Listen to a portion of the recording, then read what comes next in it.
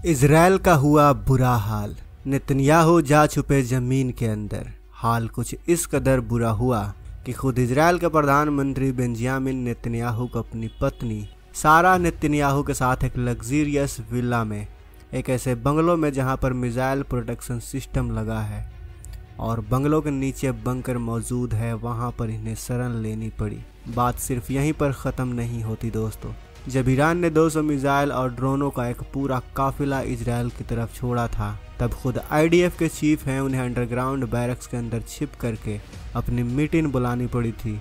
Israel इतना डर गया था।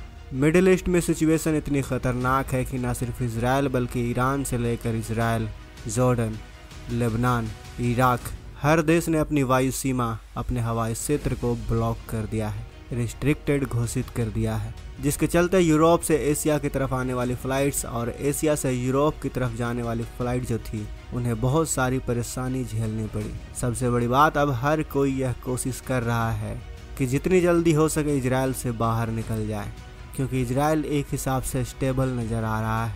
इजराइल ने ईरान पर हमला किया। ईरान ने धमकी दी कि इसका नतीजा इजराइल को भुगतना पड़ेगा। इजराइल ने कहा हम देख लेंगे, हमारे साथ अमेरिका खड़ा है। लेकिन फिर जैसे ही ईरान ने हमला शुरू किया, इजराइल का पारा हाई हुआ। उसने हमले की तैयारी शुरू की ही थी कि अमेरिका का फ़ोन आ गया कि भाई हमला मत करो, ये हमास नहीं है, इसके पास फुल्ली लोडेड एयरफोर्स है जो इजराइल में घुसकर मारेगी। उसके पास एक से बढ़कर एक छोटे और बड़े, लॉन्ग और मीडियम रेंज के घातक ड्रोन्स हैं जो दौड़ा दौड़ा कर मारेंगे।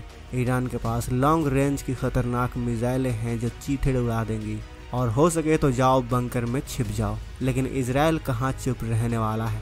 अंडरग्राउंड छुप कर बैठे इजराइल के डिफेंस चीफ जो आईडीएफ के चीफ हैं, वह प्लान बनाना शुरू कर देते हैं। सबसे बड़ी बात, जो सिक्योरिटी कैबिनेट है, national security cabinet of Israel, जो कि सिक्योरिटी मसलों पर सारे फैसले लेती है, उन्होंने खुली छूट दे दी वार कैबिनेट को कि वह प्लान बनाए और जवाबी कार्रवाई के लिए तैयार करे। लेकिन सोचने वाली बात यह है कि जब ईरान ने सीरिया में अपने एम्बेसी पर हुए अटैक का जवाब इतने खतरनाक तरीके से दिया कि उसने 300 ड्रोन और मिसाइल ही इजराइल पर दाग दी, तो सोचिए दोस्तों, जब इजराइल डायरेक्ट ईरान पर अटैक करेगा तब ईरान किस लेवल का इजराइल पर दोबारा रिटेलिएट करेगा।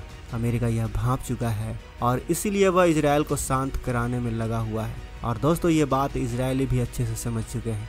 इजराइल पूरी तैयारी कर रहा है ईरान पर घातक एयर स्ट्राइक की, और जब हमला करेगा तो इजराइल में जितने भी अमीर बिजनेसमैन हैं वो या तो आज इजराइल छोड़ना चाहते हैं या वो अपने घर के बैकयार्ड में बने बंकर में शरण लेना शुरू कर चुके हैं। अब इजराइल को यह तय करना है कि वो इस जंग को और बढ़ाएगा या अमेरिका की बात मान के चुप बैठ जाएगा।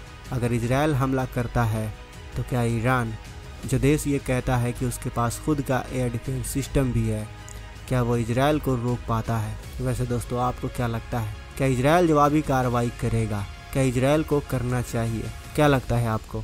अपनी राय हमें कमेंट बॉक्स में बस से बताएं। अगर आपने अभी तक इस चैनल को सब्सक्राइब नहीं किया है तो इस चैनल को सब्सक्राइब जरूर करें। साथ ही बगल में जो बेल आइकन का बटन है उस पर ऑल पर भी क्लिक करें ताकि हमारी आने वाली वीडियो को आप मिस ना कर सकें।